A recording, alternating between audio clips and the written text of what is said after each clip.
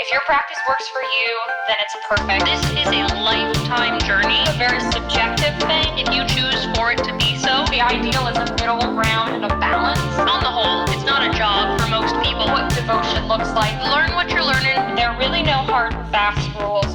Don't worry too much about other people. Practice will evolve with time. No shame. You're gonna see various Different things from your peers. It's okay. You will eventually understand we're all on different parts of our journey. To have that information is extremely valuable. It's all relative. You can use elements from those things and incorporate them into your practice instead of just having one stagnant thing.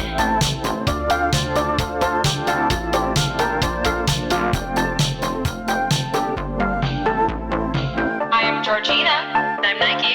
You are listening to Occultism with a Side of Salt. Hello, this is Georgina. This is Nike. And this is Temperance. And welcome to Occultism with a Side of Salt. In this episode, we're going to be talking about budget witchcraft. We talked about this briefly on our classism episode and have touched on this a few times, but we wanted to delve deeper into it because we know around this time of year, around the holidays, around the new year, whenever this episode formally comes out, it's a time when a lot of people are short on money and a lot of people feel this kind of nagging insecurity about their financial state. And witchcraft can be something that doesn't need to cost money. The occult doesn't need to cost money. Or, I mean, it can cost a little bit, but it doesn't need to cost as much as a lot of people feel they need to spend. So whether you're a ceremonialist or a folk practitioner who does it all yourself, we're going to break into all about budget witchcraft, from why we need to discuss it, some stuff about how poor people are viewed, class privilege, how budget tips are received on social media, ways to be more minimalist, and then our actual budget tips and how to be a little bit more economical in your spiritual practice. So generally, I found that, like, as a broke college student, budget witch tips are definitely my go-to, and like being able to figure out budget witchcraft in general has always been sort of one of my primary factors in like what I use and how I use it and how much I use in certain regards. Just because, you know, I only make so much, so I can only spend so much. So a lot of what I do ends up being like stuff from my yard. But I know that for people beginning out, for some reason they don't think about it, and I think it's because of all the online classism and the focus on like aesthetics and buying things and witch shops and almost like this pressure to buy things because you're supposed to support your community. But man, I think it really gets pushed of like spending money, and there's more focus now on budget stuff, but I know that for a long time there really just was buy stuff. That's it. I not to like get on a personal bandwagon here, but this is why I really like and push the whole McCormick Coven joke, because it was a joke when it started, but you know, the McCormick Coven really isn't a joke, because when I first started, there was a whole ton of things that you need to have these certain plants and these certain herbs and these certain roots, and like none of it's local, none of it was accessible. And especially when you're starting out, a lot of people that are starting out now, especially now, are younger adults or teenagers. They don't have access to, mandrake, but they have access to the spice aisle in their supermarket. And I think that when people make an intentional journey to open up the pathways to everyone and make it accessible and teach it, and then really teach like why we're using what we're using, can substitutions be made? If so, what kind? And how that really works, that's when we really get into like what is budget witchcraft and how do you really work within it. Because budget witchcraft isn't just saving money, although yes it is, but it's not about budgeting, it's not like couponing. There's no like coupon to being a witch, but there's ways that witchcraft works, and it has always worked, especially within folk magic. Folk magic is like OG budget witchcraft, right? Like you don't need anything. I mean, you need stuff to be a folk witch, but like you don't need specific items for folk witchcraft. You literally can use whatever is around you and find a way to make it work. And that is like something that the internet has moved away from, and now is really returning back to, and I love watching it happen. Yeah, I mean, I come from the ceremonial magic background, and in our spaces, this obsession with things is really, really common, right? You look at the Grimoires, because a lot of people get into ceremonial magic, especially through Goetia, because Goetia kind of has that edgy appeal, and they look through the Keys of Solomon and they see these elaborate setups full of tons of things, full of tons of materials, and they immediately are like, I can't practice this because I don't have all these things. I have had so many people talk to me and are like, I cannot be a ceremonial magician because I do not have access to these materials. They're out of my budget. Or if they were like, when I started out, when I was a boarding school student and I wasn't even able to like go to stores regularly because I lived on a locked campus.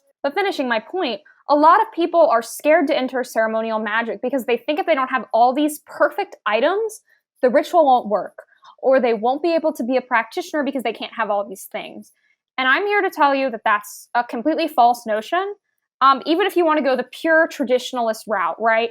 You can replace the things. There's no reason why you can't replace them. It's not like you have to perfectly replicate these rituals, right? It's not about perfection. And I think this perfectionism in the ceremonial magic space has led to it being just a lot of coveting, a lot of seeing materials as the only way to be spiritual, seeing buying supplies as what makes you a good practitioner. Your ceremonial magic becomes defined by having the setup that perfectly replicates what King Solomon was doing, who was a literal king. So it's something that I think is really relevant, and it's like I love seeing a folk space moving in a more budget direction and talking more about class privilege. But I think that conversation needs to pull into the ceremonial space as well. Well, and like we mentioned, before, we have the classism episode, which covers specifically the classism stuff. But, I mentioned there, it's so interesting to see that the folk practice space needs to move in a more budget-friendly direction because of folk magic's roots being for the common people, for what's mostly going to be poor people. Like, why did they use what they used? It's because it grew in their yard or it grew in their area. Like, they're not traveling the world. They're poor. Most people didn't leave their home, essentially what we would consider now like neighborhood or city, let alone the country, to like go across the world and go find all these cool things or import them. Like, it was unfathomably more expensive to be able to like go places or import things. So if it's folk magic, the whole point is that it grows where you are or it exists where you are, and that's why you use it and why you do whatever you're doing. So to have to say that it's good that the folk space is moving in a more budget-friendly direction is always just so interesting just because of what folk magic is. But folk magic, what it is and what it is on the internet are two different things. Like, we need to take into account that a lot of people's introduction to witchcraft and magic is through the lens of the internet. And what are you seeing on the internet? Things that sell. What sells? Wanting, capitalism, things that make you feel like you're not enough. Like, as much as we want to say like we're empowered and we're moving in a direction to like empower ourselves and stand in our strength, etc., a lot of people when they first start out, they're unsure and they're really easy targets for flashy, for what they think is right, for doing the right thing and following the right path. And like, if we think that witchcraft exists without capitalism, we are so fucking wrong. Like, it is so enmeshed into everything that we're doing, especially online, that folk magic in real life does not mirror at all, in any way, shape, or form, folk magic that you're finding online.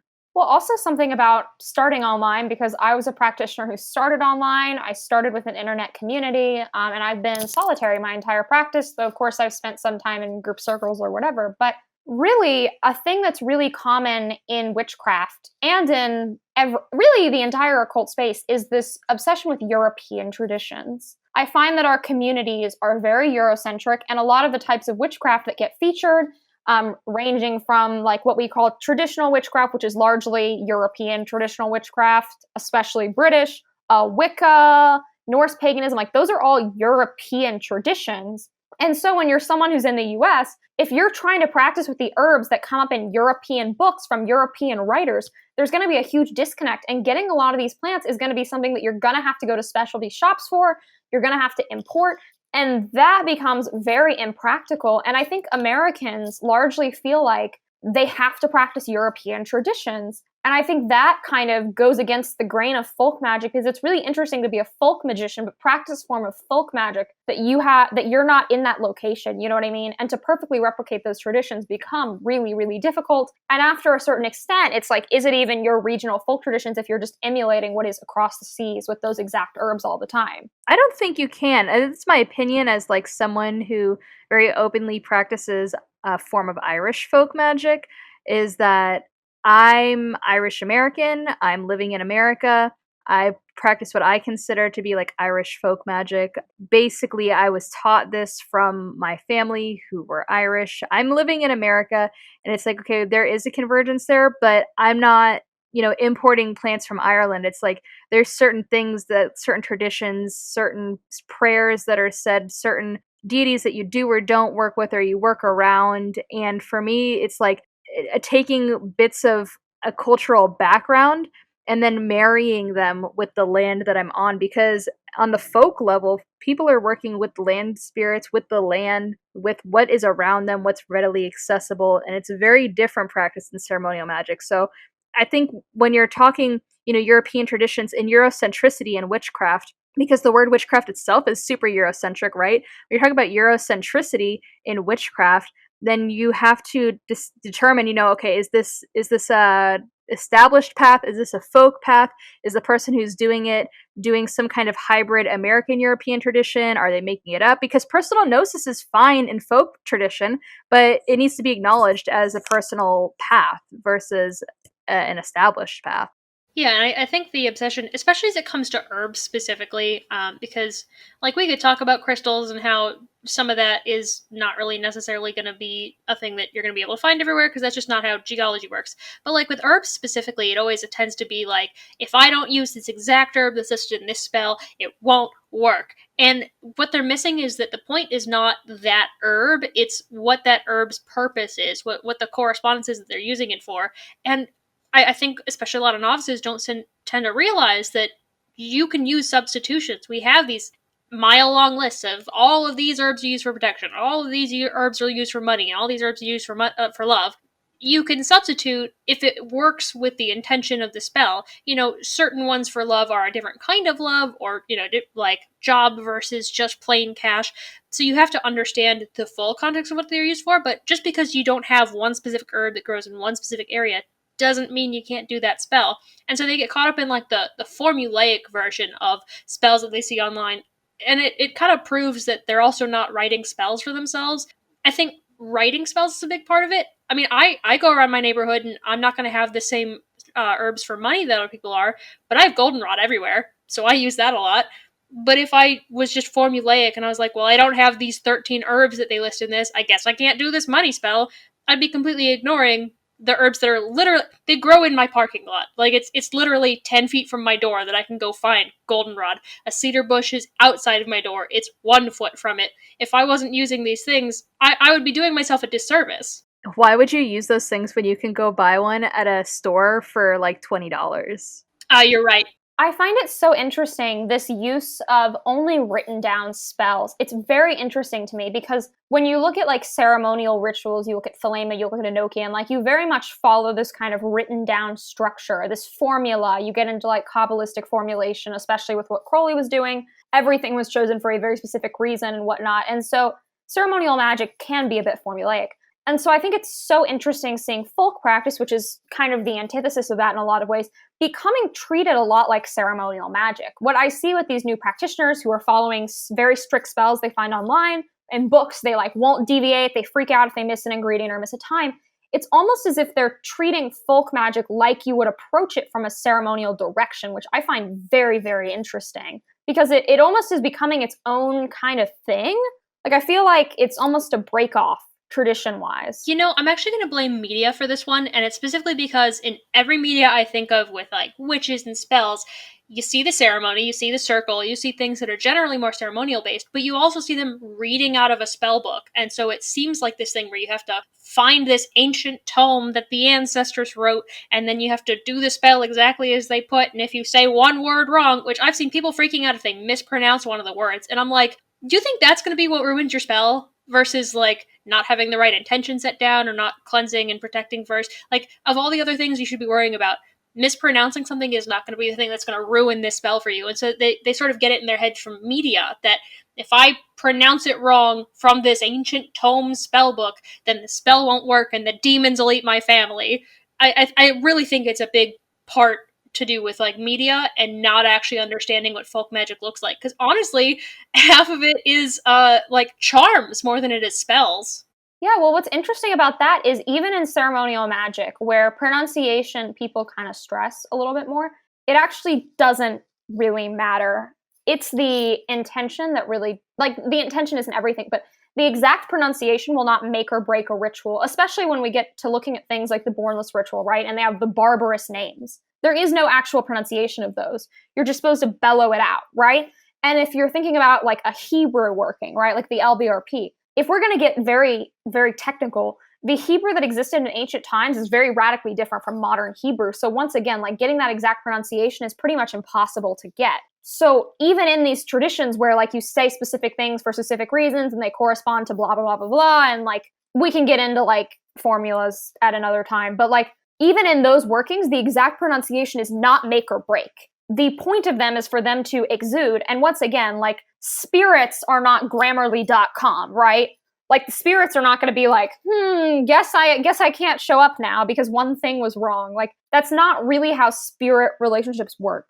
They're not your petty friend who's like, my name is Matthew, not Matthew. Like they're not going to be that kind of person. You know, I think I'm going to go against both of you on this, and I think that formulaic folk magic actually is because of the internet. And the reason why I'm saying, well, actually, I'm going to take it a step further and say it's because of published literature on witchcraft, but more specifically because of the internet. And the reason why is because traditionally folk magic, it has been the magic of the people, and it's passed from person to person, right? Well, with more people getting into witchcraft, we're seeing so many people looking and searching, but they're solitary and they've never been taught how to do these things or why they're doing them and how to think through that lens, through that framework. So they're searching these things. They're like, okay, well, I'm not Wiccan. I'm not, this, I'm not that. Where am I falling? I'll just do folk magic because that's easy, right?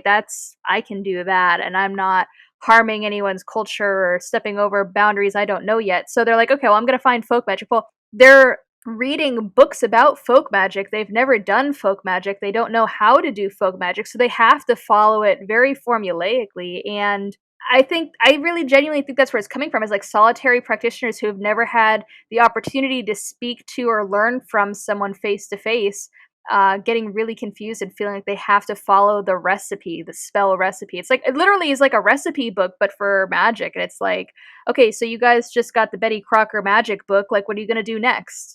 Yeah, I suppose that's true. Especially because now we're seeing more of it, I think, with more and more people being like, all right, I'm going to show you guys the spell. You can use other things. Like, I know that I've said that, Olivia said that, like, I know that you guys have in the past in, like, posts and stuff. Like, now it's a lot better of people saying, you can substitute. Please substitute if you don't have these things. But I know that for a while, like, the earlier stuff was just, this is what it is. Here's what you use. This is the spell. I suppose that's a very fair point. Well, a lot of the popular books that very new people get, like especially if we're talking about like Barnes and Noble or Spencer's or somewhere you go to like buy your first witch. Spencer's has an occult. Do they really now? They have tarot cards and everything. Oh my god. Yeah, and so like if you go into Spencer's or you go into Barnes and Noble, because obviously like your very first witchcraft book, I'm going to guess you're not ordering from the UK from Scarlet Imprint, right? Like, let's be real. You're going to walk into a Barnes & Noble or a Spencer's, and you're going to see the books that are there, and a lot of them that are there are just spellbook compilations, which personally, I think those books are interesting to look at once you have your foundations down and understand why things work. But a lot of people get those before they learn, like, before they pick up, like, a copy of, like, Wicca for the Solitary Practitioner, right? A very classic first witchcraft book. A lot of people are picking up these kind of spellbook recipe books before those. And so they start seeing these recipes and they don't know, like, the why things work. They just see these formulas and they follow them. I think we should also cover, like, how this impacts poor people, more than just, like, the general, like, it costs you money to have to go out, or feeling like you have to go out and buy these things. But I think there's also this inherent level of shame. I know that, like, right in the beginning, I felt some of that, where I was like, am I bad because I don't have all these fancy supplies? I don't have a million candles and 13,000 crystals and, like, all these things that all these, like, aesthetic witches and YouTubers had. I was like, am I just not going to be able to do it right? Do I look stupid? And I was afraid of actually posting online about it. Like in communities or when I started my Instagram, I felt bad. Like it almost kept me from communities because I was afraid people were going to judge me for it. And so I think some of that, like, mental pushback that people start to feel may keep people from it because, like you were saying, people straight up telling you, oh, I can't do ceremonial magic because I don't have all these things. They're straight up gatekeeping themselves because of the idea that they have to have all this money. And so it becomes almost a self-perpetuating classist idea, even if nobody's directly stating you have to have all this stuff. They still get it in their heads, and so the classism still perpetuates itself regardless of anybody's actual motivations behind it. Well, yeah, I mean, people see these books as like shopping lists. I remember very distinctly from a Discord server I was in. There was a user who had never done a working and they wanted to get a specific amount of supply, like a specific list they wanted to buy before they did their first spell. And they had a certain amount of money set aside for it. And it ended up they couldn't get the stuff. And so they completely left the practice. Because they're like, I don't have these things, so I cannot practice. And I find that very worrying. And it makes me feel really bad because, yeah, it's great that we have these exciting things. We have stores and we have these pretty Instagram posts we can look at. But I think new practitioners just, when they look online and they look at these books and they watch YouTube videos like witchcraft supplies I have, witchcraft supply collection, or they watch spell tutorials or ritual tutorial videos, and people have like in those ceremonial magic ritual tutorial videos, someone's in a whole robe and they have a dagger and whatever. And realistically, no one just has, most people don't have $500 they can just drop on every ritual supply they might need before they do anything. Also, I don't think that's a good approach. I think you should buy things as you know how you're going to use them and what you'll actually do with them rather than just buying things.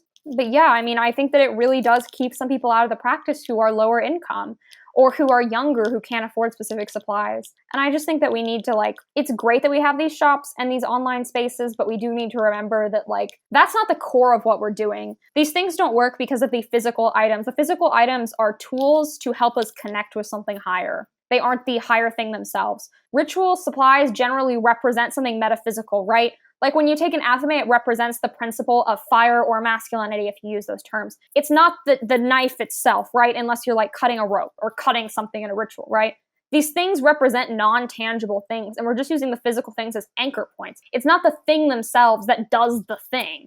I think it's really good to point out that, and if you've never heard this before, let me tell you that for most people, it takes a lifetime to accumulate all of the items. You're not supposed to just be able to accumulate them right off the bat.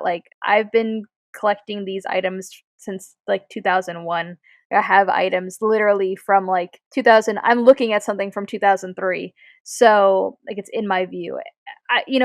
When we're doing this, you don't have to just go out and buy everything that you need all at once. And I think that's a pitfall of consumerism and capitalism. And really, when you're starting out and you're I have to have this and this and this before I can start, it's really good to sit back and do some, shadow work, if you will, but evaluate what voice in your head is telling you that you have to have that. Is that your logic, or was that something you were told? And why do you feel that way? Because you don't have to have these things before you start. Honestly, I think the best thing that a beginner can do is learn how to meditate, and you need literally nothing to do that. You can't do any energy work, in my opinion, until you've learned how to do that. You can't raise energy, you can't get rid of it. You need to know how to center yourself, and if you can't center yourself, it doesn't matter what tools you have. You don't need tools to center yourself in your body, in your brain, in your spirit, in your mind. So it's who's telling you need these tools? Is that your own voice? Can you dismantle that? Can you work around that? Can you unteach yourself something that society has taught you? And that point about needing to figure out how to not buy things that you don't actively need is something that I had to work on for a long time, and I'm only just now really starting to solidify that.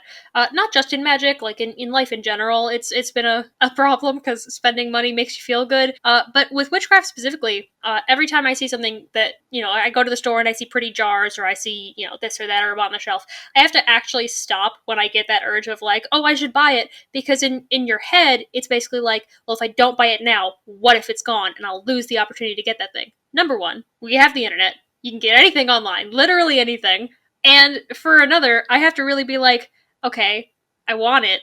What am I going to use it for? Do I have any workings planned? And if I do, is this herb actually necessary, or do I already have things at home that I could be using? Or I have enough supplies already. I have plenty of jars. I don't need some new fancy storage container if I want to do something with it. Can't I just use those things that I have? why specifically do I need this thing? And if I can then justify realistically, well, it's bigger than the other things and I have this big thing I need to store, or it could be used in this project that I haven't had supplies for. Like, if I have a reason to then buy it, then I will do the whole budgeting part and see if I can actually afford it. But I've really had to step back and be like, I don't need it. I just want it. We've all been there. We've Yeah. all been there.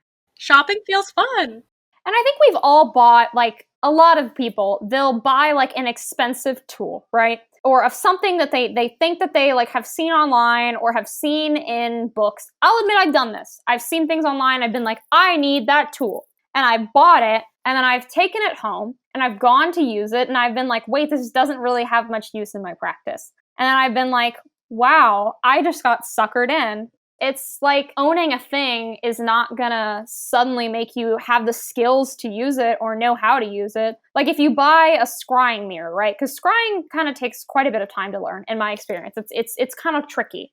Just owning that doesn't mean you're going to be able to scry. You're still going to have to be able to concentrate. You're still going to be able to have to do the mechanic. And so just having the thing doesn't somehow give you that ability. I think sometimes when we buy things, we're like, this will make my spiritual practice better, and forget that the tool will only help us. But the tool itself is not going to revolutionize your practice, right? It's just a tool. The best advice that I was ever given on this topic was to only invest in the things that are essential to your practice. So if it's not essential to your practice, to your daily practice, or to your ritualistic practice, don't invest a lot of money in it. So for me, for example, I don't use wands. I find them pointless for me personally. And I just, that's not something I would spend money on. That's a personal preference. Something I invest heavily in my practice is literature. I will drop a lot of money on a book. I will drop nearly nothing on ritual tools because I can get a cup anywhere. I can get, actually, you know what? I did spend once, I have this really cool hand forged knife. It's a curved, it's like a sickle knife, made out of a railroad iron spike. So I did invest in my knife. But even then, that was like a $20 investment. So like I'm not talking hundreds of dollars here. So for me, it's like the tools are less important. Literature is important for me. Pens are important for me, and I know that Thorn Mooney had posted about that recently too. But for me, it's like written word is an act of devotion that is essential to my practice. I'm a writer, and part of my devotionary practice is writing. So for me, writing tools, I've spent a lot of money on a typewriter that sits on one of my altars. And I use it. I've spent money on pens, on journals, on books, on literature. That's where I invest my money. So you as a practitioner need to determine what's the most essential, important part of my practice. That's where I'll invest money. And then the rest of it I can figure out later. That budget's separate. It's a smaller budget and I don't need it. Well, that's definitely something that, like, I have a distinct memory from, I think, like 6 months ago, early quarantine, where there's this witch shop that just opened a new location, like a bigger location in my area, and they were selling, like, metal wands, and they were really cool, and I picked one up, and I was like, you know, I could spend money on this, but I don't even know if I'm going to use it. So I want to get something that I, like, find or thrift first, because these are like $30, $40, $50. Like, they're fully metal, and they were pretty. And so I was like, I don't know, I feel like I should wait because I don't want to spend all this money on something I don't even know that I'm going to use. So I went out. I don't even remember if it was the woods or just like a tree full area near me, and I picked a branch up off the ground, and I like got rid of all the bark that was on it. I used like sandpaper or something, so I made it all smooth. I tried to get off the little branchy bits. I didn't fully succeed, but you know. And then just today, I wood burned like runes and stuff into it, and so now I have this thing. It's a wand. It's the perfect size for free, and I didn't spend all that money. And then if I decide that I don't like the wood version, I want the metal version, but I will use a wand in the future, then I can make the informed decision that this is a tool I'm actually going to use. Versus if I'd spent that money, well, what if it just sat on my altar and I was like, I don't really feel like using wands in my practice, they're just not for me. Well, then I've wasted my money on this thing, and I'm not really the type to sell stuff, so I'll just have more clutter in my apartment. Versus, I can just throw this stick back in the woods. Like, it'll biodegrade, it's fine. So not only is it more cost efficient, but it's also environmentally friendly, which is also really important to me. So I definitely have to like focus on that stuff and really think, can I literally go out in the woods and find something like this or get stuff from the woods to make something like this? Like I want to make some decor from fucking twigs out in my yard. So that's an experiment I'm going to play with soon. Versus like buying witchy decor. It's good to support our local shops and like online stores and everything, but I'm really broke. I would much rather just make twig decor because one, it's really cute, and also two, it's free. Well, also there's a lot of value in crafting your own tools. Look, I am not naturally crafty, okay? I cannot draw. I am very not skilled in the crafts department. My artistic skills are I'm a pretty good editor and I can somewhat write. I thought you were just gonna say I'm pretty. I'm pretty. And I'm also very pretty. I'm beautiful. But also I am like crap at crafts. It's not my natural skill. I've always been bad at it. When I was a little kid, we had this mom in my neighborhood who was like really into craft. We would always do them like with my friends at her house at her little kitchen table. And I would fuck them up and get really frustrated and annoyed. And like be so mad because I was like, I want my craft to be as good as their crafts. Like, I am not naturally skilled at this stuff. You're not a witch. You are not a witch. Faker. I try. Well, I'm a ceremonialist You're for a poser. reason. But for real, like I'm bad at this stuff, and I've gotten like genuinely good at like making these little herbal oils for myself. I'm pretty good at it. It's not very hard, but there's like a special connection you have to it when you make it yourself, right? Like the thing is, it doesn't like need to be good. And historically, these people made their stuff themselves, right? You made your own candle, or you got them from the village candle woman. I don't really know how villages work, but like you would make your stuff yourself. Like back in Solomon's time, when he was like being the king, there wasn't like a store you could buy a Goetia triangle at. You couldn't like walk in and be like, "Hello, I need my ceremonial robe, dear squire." And they'd be like, yeah, Solomon, I got you, man. Like, that didn't happen historically. There weren't even squires in his court. Like, shut up. I'm telling a story. Squires in King Solomon's court? Like, I'm trying. I love you. It's okay. But for real, like, that didn't happen. And so, like, even, like, it doesn't need to be pretty, okay? Like, some of these, like, ancient rune relics, do they look pretty? Not really. Some of them do. Some of them do not. Yeah. It's about, it's a get her done kind of moment, right? And there's that connection you have. Like, yeah, I made this oil myself. That's so cool. Like, even if it's not the most beautiful thing. Like, I have these mats that I made for my rituals that I did myself. And will I ever post pictures of them online? No, because they are ugly. But at least we're honest. They do the job.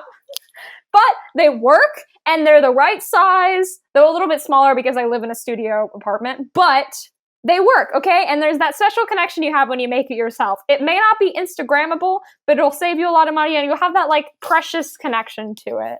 I think it's good to make your own tools because, for, like, all the basic reasons, and you see it online, but I'm going to say it again. I'm going to reinforce this, is that when your hands touch the item and you make it with your own energy and what you encompass in your spirit gets into that item, right? So if you're crafting your own item, it's going to be more potent in your magical spell work than if you were to just buy it over the counter. I know it's easy and convenient to buy it over the counter, but that convenience comes at a cost. And when we're working with magic, we want to put as much of ourselves into it as possible. That's my opinion.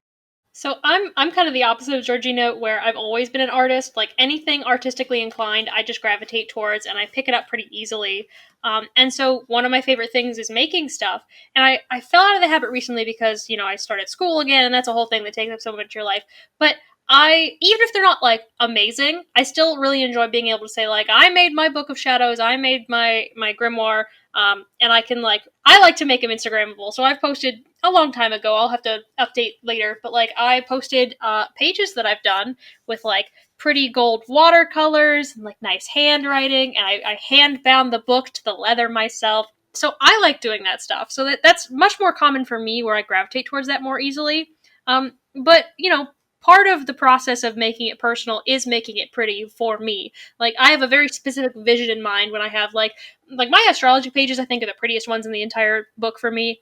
But I had this vision of like I want it to be space, and I have these metallic watercolors, and so part of the excitement of like making the pages and getting the information down is that I get to decorate it however I want, and it makes me more encouraged to like look at it, and if I decide to share it, then to share it.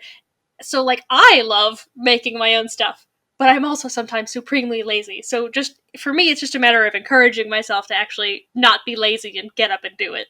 Also on Grimoires, because I think that's a big one, actually. So my grimoire, there's a reason there aren't pictures of it online, okay? I will, if it's like a ritual from like a grimoire, I'll sometimes just like print it out and tape it in.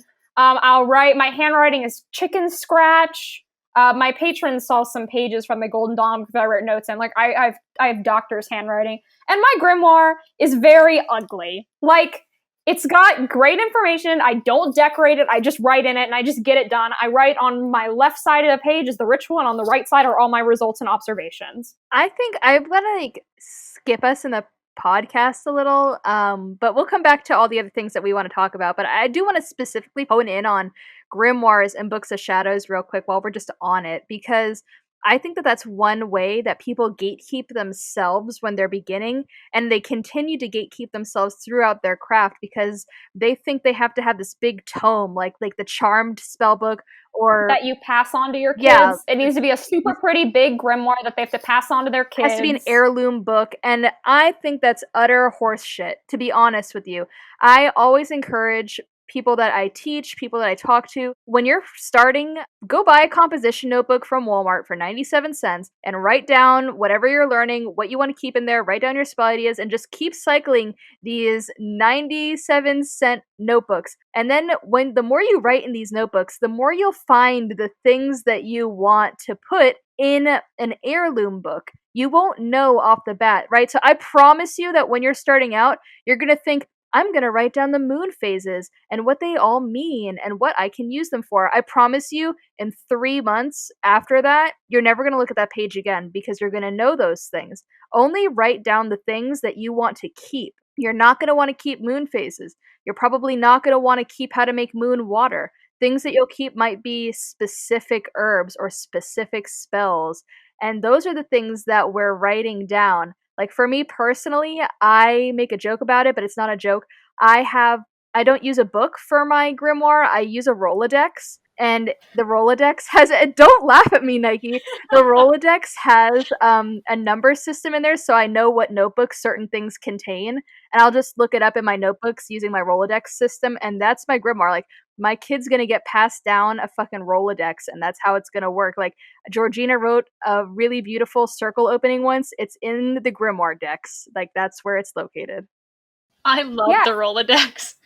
And I want to point something out for my ceremonial pals, because not a lot of us are not the most artistic people. A lot of us have chicken scratch handwriting and are not exactly like the most artistic people, okay? Not everyone can be me. Not everyone can be Nike, okay? A lot of us are kind of left-brainy. So, something you can do, and it's gonna sound a little not traditional, but if you like lose things easily or you don't like writing by hand, you can do things digitally. You can keep a Google Doc, and then you can constantly add in all your observations and stuff. And it's super easy because you're not gonna run out of space. It's free. I've found that a lot of ceremonial people kind of like doing that. And people I've talked to, because they're like, I don't want to keep this pretty grimoire, and I don't want to waste my time doing that. I could be like summoning a demon, right? So you can cut all the time. You can copy paste from the books you're reading on Scribd just directly into the Google Docs, and you don't need to write down the Bornless ritual by hand because that'll take like 20 minutes when you could be demon summoning. You could be in the bathroom summoning demons, but instead you're here trying to make your handwriting fancy. Well, okay, writing down ceremonial magic rituals word by word takes a long time. It takes a long time. If you're writing down like the whole Bornless ritual or the whole like Abram Ellen or something, that's going to take you a long time. You're going to be sitting there with shows running in the background for like an hour. I want to see how you're writing out your vibrations. I just want to see your handwriting. I just want to see how you're doing that. I'm just saying, like, you can save some time if you want to just copy paste and do a Google Doc. It's a little, I know you guys are very traditional, but it can save you a lot of time. Or you can copy into the Google Doc, paste, print it out, tape it in. You know what I love? And I'm going to give this like hint. even though I want Nike to speak because I'm totally like hijacking this section, is I use this binder system from Staples. It's like these like disc things, and it has its own little disc hole puncher thing. It looks like a binder, but there's a bunch of little discs, and I stick that in my typewriter, and then I just do my typewriting bit because my handwriting is kind of trash. I'll typewrite whatever I want to typewrite, and then I'll put it into the binder. So you can also just, type something out on the computer and then print it and put it in a 3-ring binder, put it in a disc binder, put it in something like that, and that's like another way. I have 5 different methods for writing down information, and only I understand what goes where. I have a Google Docs book of shadows. I have the pretty one that I made myself. I have regular, like, school notebooks. I have random scrap pieces of paper.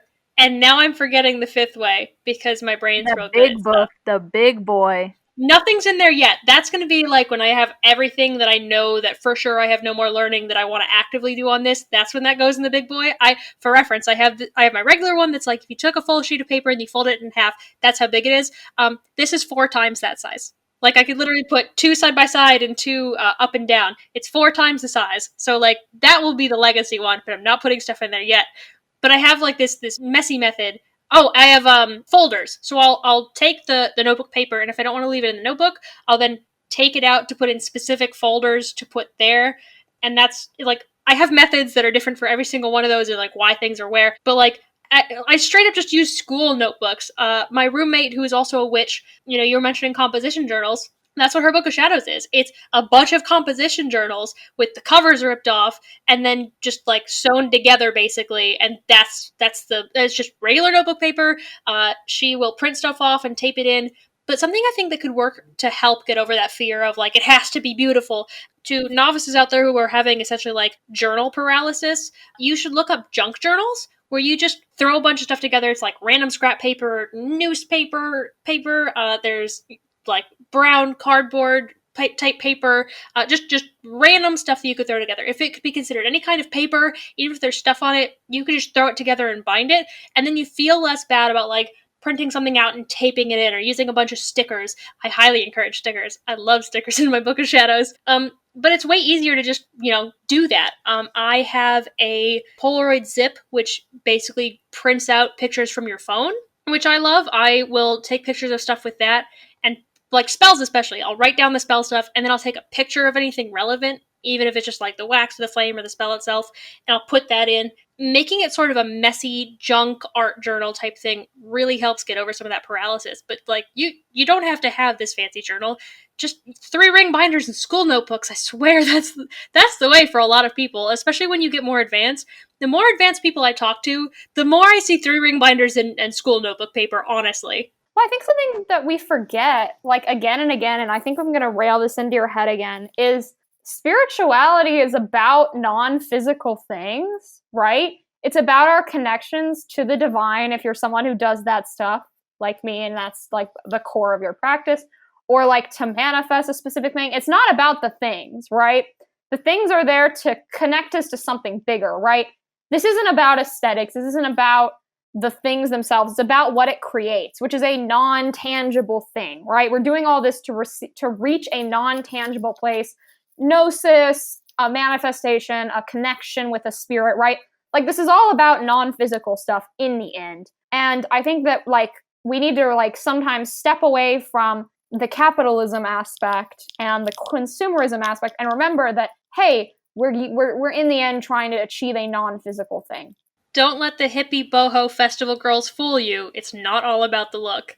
They're lying. Yes, it is. Yeah. It's about the look. It's about the You're right. I need to be that boho hippie girl. You're right. Absolutely. Let me be a festival girl, because that's my aesthetic. Yes.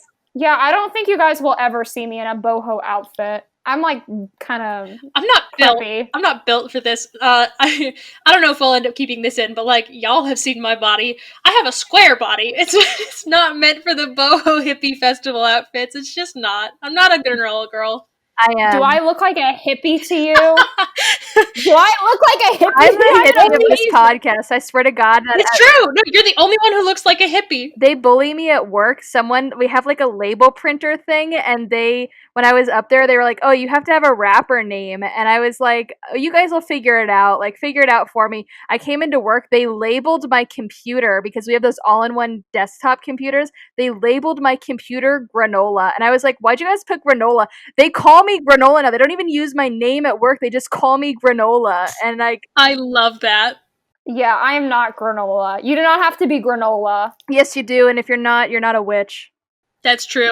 Faker. Yeah, you want to know what? This whole podcast is exposing me as a ceremonialist and not a witch because I dress super preppy and I can't craft anything by hand. Trash. So this is just I am trash. I am what the social... It's so funny that I'm successful on social media because I'm so bad at the social media witch things. You're canceled.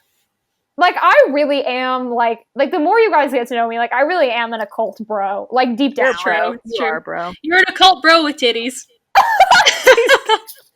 You can cut that if you want, but that's my opinion. But I think we need to give budget tips.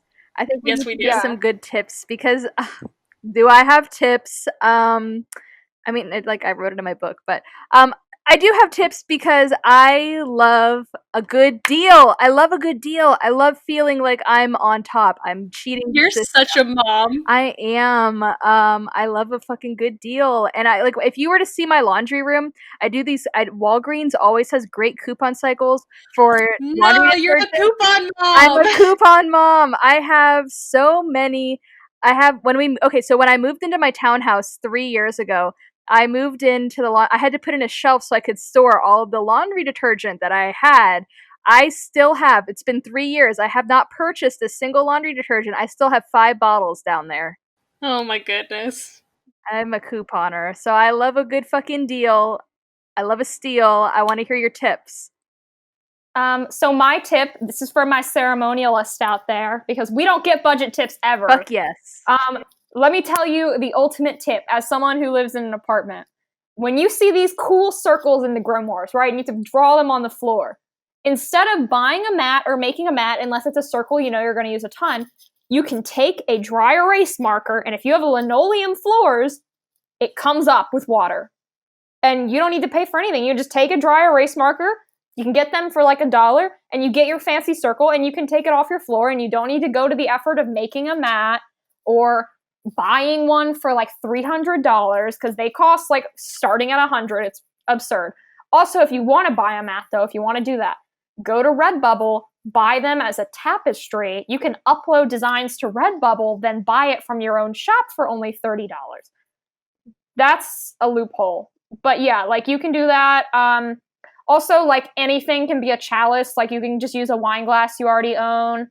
For an athame, if you don't have any knives for a reason, like you don't cook or something, you can just use your pointer finger and that's your athame. Also, butter knives do work, or steak knives. I feel like that steak knife would be very commanding and actually kind of get you into that headspace. But yeah, like you can use anything you have on hand. Acrylic nails. If you need to make like a layman, you can just make it like with paper. You could just take a sticky note and draw the layman on it and then stick it to yourself. There you go, DIY layman. I have a lot of budget tips, so I'm going to try to boil them down to like 3 or 4. Number 1, the dollar store is my best friend. I love the dollar store. I get my 7-day candles for $1. Yes, they are cheaper quality and they do not burn as well, and the black ones often tend to burn themselves out because they're really cheap, so be aware that quality will impact certain things. But you know what? I love my dollar store spices, and I love my dollar store jars. It's really hard to mess up a glass jar, and it's really hard to mess up, like, basil and thyme, honestly. And the other one is, like, on Georgina's point, the way that I look at it is, like, boil your tools down to the simplest thing. What is a chalice? It's a cup. Like, really just make it kindergarten stupid simple, and that you will often find, oh, well, I have cups. I suppose I could just use them. Especially when it comes to, like, deity offerings, too. If you're offering them water or drinks or any kind, you can use a glass from your kitchen. You could use a red solo cup. I don't think they're really going to care that much for the most part. And the other one is get to know your local plants. You should also learn your local foraging laws, because certain plants in certain areas, or certain times of year, or certain amounts, becomes illegal. But just learn. No one's going to get mad at you for picking up clover or the maple spinners that come off the trees or branches. If something is super prevalent like goldenrod or dandelions, you can pick those all day. People will thank you for picking dandelions off the yards. Like, you can get a lot of supplies just by learning what they are. Learn your local area, and learn local rocks. Go like river fishing. I went to Tennessee to visit my boyfriend's mom last year during spring break, and we got a bunch of geodes that we broke open and got a bunch of fossils. And now, instead of having to buy a bunch of crystals, I just have all these geode things that I smashed open with him, and like, now I can use those without worrying about like the ethical consequences of wherever I'd be buying them. I just have a bunch of rocks, and you'll find them in rivers a lot. If you want quartz, look in the river. I have some super solid tips that are so different from that. And I'm actually stealing one from Georgina. Georgina fucking dropped the ball, and I'm stealing this tip because she should have said it and she didn't. I'm the first person I ever saw do it was her, right? So I used to make these like I do folky shit, and when I'm doing spell work, I usually do like intricate drawings with like herbs or salt or something on the plate before I stick the candles on. But sometimes I just draw like a grid on there, and I'm doing planetary shit, and whatever is going on is going on. And I have this. It always takes me so much time to do, and then like I have to clean the tray and get the candle wax off, and like that's the worst part is getting the candle wax off the tray. And I pulled up doing something Georgina fucking pulled up with a paper plate with her shit drawn on with a marker, and the candle was burning directly on the plate. I was like, this is genius. This is fantastic. I love everything about this. So that's like a solid tip that she should have said, and she didn't. But then my most solid tip, to be honest, is that not everything you do in your craft is physical. A lot of what we're doing is spiritual, is something that we give, right? And when we're talking about offerings, offerings aren't just a physical gift. So I play a lot of music. I play guitar, I play banjo, I play a bunch of instruments. So as an act of offering, I will literally play music at the altar. I will read books, I'll write poetry, I'll write whatever else that I'm writing. And a lot of what I'm doing is non-physical. It's not costing me anything to play a song. It's not costing me anything to learn the song, except time. And I think time is the greatest offering that we can give to whoever we're trying to work with, is showing how devoted we are through our time, through our acts. And that's like the biggest thing is like you can take away is like you don't have to buy a fucking thing. You can sing a song, you can draw a picture, you can do so many things that don't entail you buying something or wasting food. Cause a lot of people get hung up, they're like, I want to give food offering, but I feel like I'm wasting. Well, if that's how you feel about food offerings, then don't do it. Do something else that aligns with your own values. Or you can eat them. Like, isn't it? I could be getting this wrong, so internet, don't hate me if I get it wrong. Isn't it in the Kemetic, the Egyptian practice, that you're supposed to eat the food that you're offering? Like, you're meant to ingest it. I will never do that. I put it in compost when I'm done. I'll do like small ones that I'll sorry, Georgina, I keep getting you off. If I'm gonna offer food of any sort, I set it off to the side and I'm like, this is your portion, you have at it first, and at the end of the meal, because one, my boyfriend kill me for wasting food purposely, and two, it's meant to be consumed. So for me, because I don't think there's really a great place around here that it can like easily and nicely get put to the earth, because it's a college town, it's never gonna be like great. I'll eat it, because I think in part, like the spirits I work with, and especially like when it comes to just the people in my family that are alive now, and knowing the values that would go back into my ancestors, my family would never let me waste food. They would spiritually slap me in the face for wasting any amount of food. They're like, you made that to eat. Why aren't you eating it? Eat it. We don't need physical food. We get it. Yes. That's what you want us to understand. Yes, you're giving us that offering. Now eat it. Eat the food. Also, the thing with food offerings is you can just offer what you don't finish. Like, just make a portion that's like a tiny bit too big. Just give that tiny bit. It doesn't need to be much. It doesn't need to be a whole plate. It's not Thanksgiving dinner on the altar table. True. I have these little baby glasses, like Target.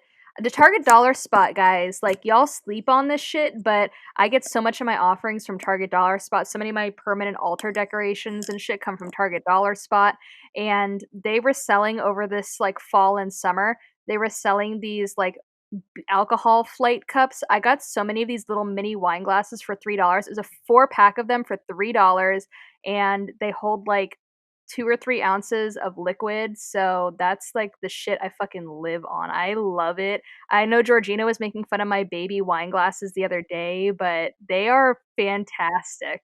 So I forgot, thrift stores. Thrift stores. Oh my god. So my town doesn't have almost anything. There's nothing here. It's literally like Walmart and the local grocery store. But what we do have, for some reason, is a Goodwill, which is normal, and some vintage shops. The vintage shops we have here have a surprising amount of great stuff, because usually it's like older people when they die and their family just gives their stuff away or sells it to the vintage shop. I'm serious. Like, that's what it is. It's a lot of, like, old people stuff. But we're much more used now in, like, the 2000s and beyond to stuff that's like aluminum, and it's all, like, fake cheap stuff, plastic. Older people tend to have stuff that lasts, and so I had this thing. I think it's a cake platter. I'm pretty sure. That is a cake platter, yeah, it is. But it's more pure silver than sterling silver. It's sterling silver is 0.925. This is 0.942. So this is, like, more silver than sterling silver.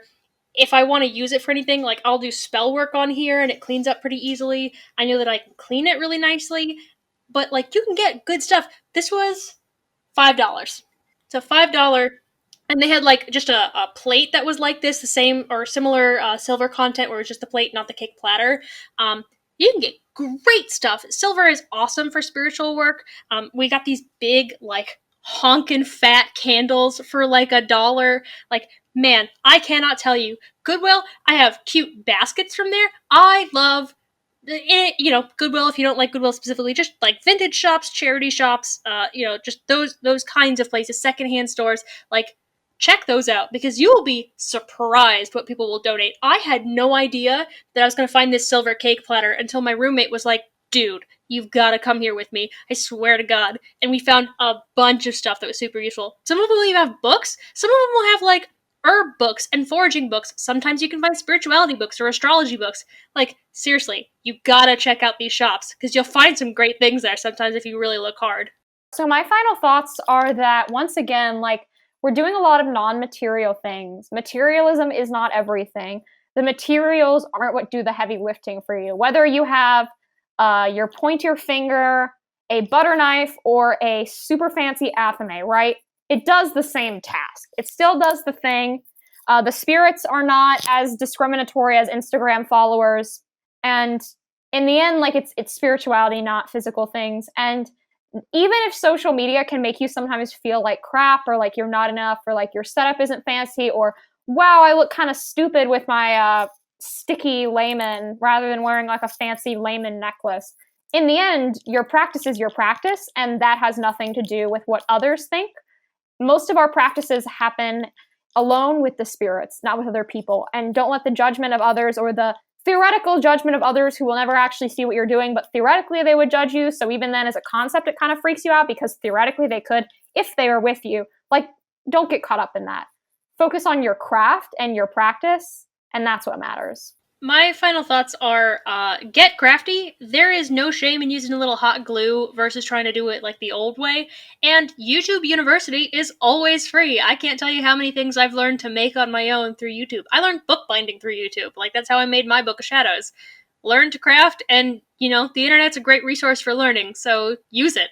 My final thoughts are, your body is your temple, and use that as devotion. You need nothing else other than what you're in right now. Okay, you can find Occultism with a Side of Salt on Patreon, and we're on Spotify and YouTube. You can find me personally, Georgina Rose, under Dot Darling on YouTube, Twitter, Instagram, TikTok, and Patreon. And I'm Nike. You can find me at Warrior Witch Nike pretty much everywhere. Instagram, YouTube, Patreon, TikTok, Twitter, etc. If there's a social media platform, I'm probably there at Warrior Witch Nike. Except Twitter's Warrior Witch N, because it's homophobic for having two short names. And I'm Temperance Alden. You can find me at Wild Woman Witchcraft across social media, Instagram, YouTube, Twitter. I think I'm Temperance Alden. I'm on Amazon as Temperance Alden, so you can find me anywhere books are sold.